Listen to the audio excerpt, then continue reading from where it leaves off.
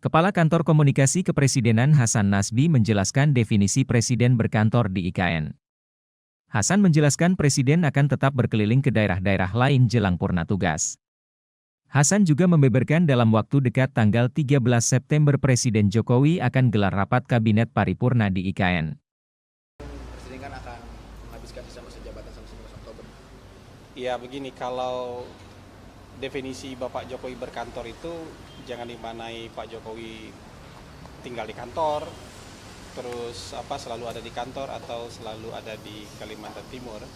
Sama kayak Pak Jokowi berkantor di Jakarta misalnya, itu kan Pak Jokowi nggak selalu di Jakarta, tapi juga keliling-keliling daerah gitu ya, berkunjung ke berbagai tempat. Dan begitu juga kalau Pak Jokowi berkantor di IKN, itu tidak melulu 24 jam Pak Jokowi ada di sana. Kalau seminggu Pak Jokowi di sana, sebulan Pak Jokowi di sana. Karena kan beliau juga akan banyak kunjungan kerja. Beliau akan banyak juga pertemuan-pertemuan menghadiri acara. Jadi beliau akan memimpin melalui IKN gitu ya di akhir-akhir masa jabatan beliau, tapi juga beliau akan banyak kunjungan titik berangkatnya dari IKN kan gitu. Nggak tertutup juga kemungkinan beliau ke Jakarta lagi. Jadi ini kan ada banyak istana negara, ada banyak istana presiden yang bisa dipakai oleh presiden untuk menjalankan roda pemerintahan. Bisa di Jakarta, bisa di Bogor, bisa di IKN juga. Jadi ini sesuatu hal yang biasa saja sebenarnya. Jadi kalau agenda detail itu mungkin bisa ditanyakan ke Pak Yusuf Permana ya, karena beliau yang paling paham soal agenda detail presiden.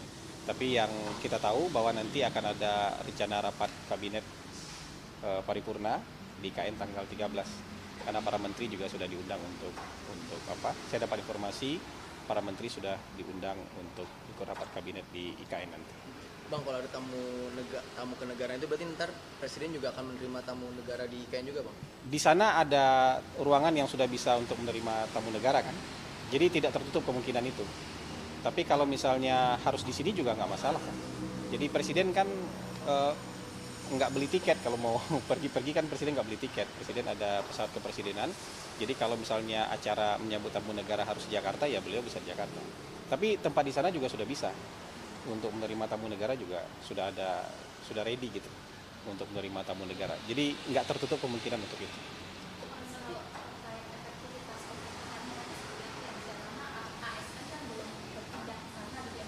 Iya.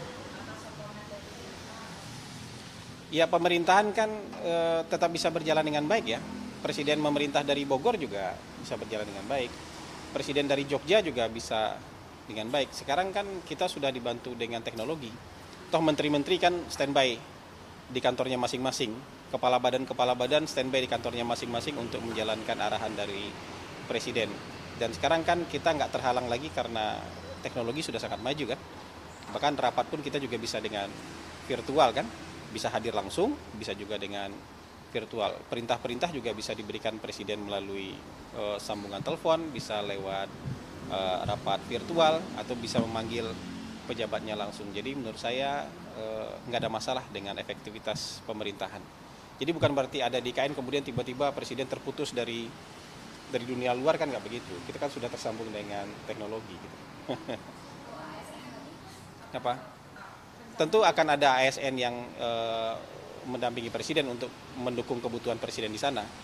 Jadi tapi kan nggak seluruh kementerian harus dibawa ke sana gitu.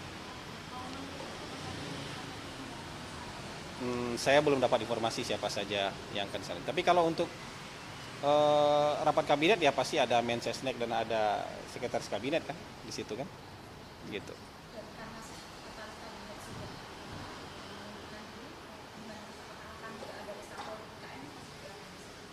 Itu hak prerogatif presiden tuh, saya nggak bisa mendahului itu. Jadi saya tidak bisa tahu lebih awal daripada presiden. Berarti alasan presiden sendiri untuk berkantor di IKN salah satunya untuk mengejar realisasi investasi ya Pak? Mengenai kan realisasi investasi saat ini belum juga banyak yang teknis. Dan nanti tanggal 19 atau tanggal 20 tuh akan ada rencana groundbreaking di IKN. Ke-8. Iya, yang groundbreaking ke-8. Dan itu mungkin di antara groundbreaking itu ada 2 groundbreaking yang investasi asing kan. Ada satu dari China, ada satu dari Australia. Jadi ini sudah menunjukkan bahwa kepercayaan swasta itu dan termasuk juga investor asing untuk berinvestasi di IKN sudah mulai kelihatan wujudnya. Teman-teman, itu kita harus paham ya, mulai dari LOI, MOU, kontrak sampai groundbreaking itu butuh waktu. Jadi bukan berarti hari ini sudah ada LOI kemudian tiba-tiba besok orang groundbreaking, kan prosesnya panjang itu. Jadi di antara proses yang panjang itu nanti sudah ada 2 investasi asing yang akan groundbreaking di IKN. Jadi sudah mulai kelihatan wujudnya lah gitu.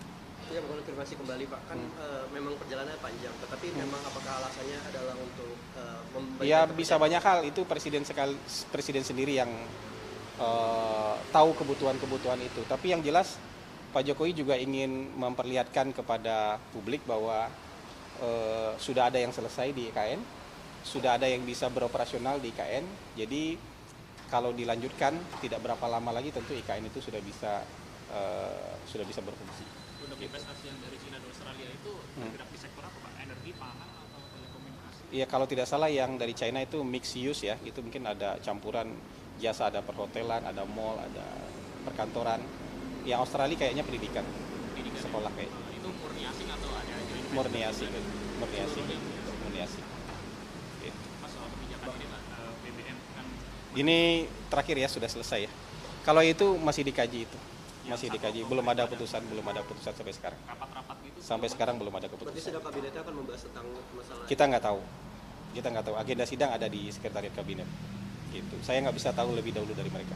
Bang, terakhir mungkin Bang soal nomenklatur Dewan Pertimbangan Agung ini yang ditolak Bang akhirnya oleh Itu kita belum bisa bersikap soal itu. Alasannya apa Pak? Nanti ya. Pemerintah menolak perubahan nomenklatur BPH? Dewan. Kok pemerintah menolak? Ya, kemarin Bahkan di- ditolak di Saya belum bisa memberikan informasi soal itu. Nanti ya. kemarin Gitu. Pak Ahmad Baidowi bilang Saya belum bisa kasih pernyataan soal itu. Tadi kita bicara soal IKN. Oke, ya. Pak juga Pak soal yang katanya untuk Pampres saat kemarin itu bagaimana Pak? Pak Komandan Pas Pampres sudah membantah itu kan? Sudah dibantah, dan sebenarnya kan Pak Presiden nggak pernah sendiri. Teman-teman media punya gambarnya nggak? Punya videonya nggak? Biar tahu benar ada itu atau siapa yang melakukannya. Kita kan belum bisa konfirmasi sampai sekarang.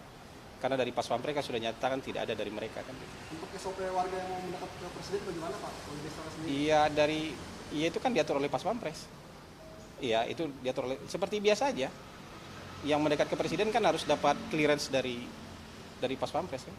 Kalau yang nggak dapat clearance ya tentu nggak bisa. Gitu ya. Pak, soal potongan gaji yang katanya Nah, ada saya tambahan sudah nih, Pak. cukup ya, sudah banyak ya. Thank you. Kantor siapa? Ya, nanti kita lihat. Kalau mau lihat rencana kantor kita kan, teman-teman boleh ikut lihat ke dalam. Gitu. Boleh, ayo. berarti berangkat dari GBK langsung ke IKN Pak?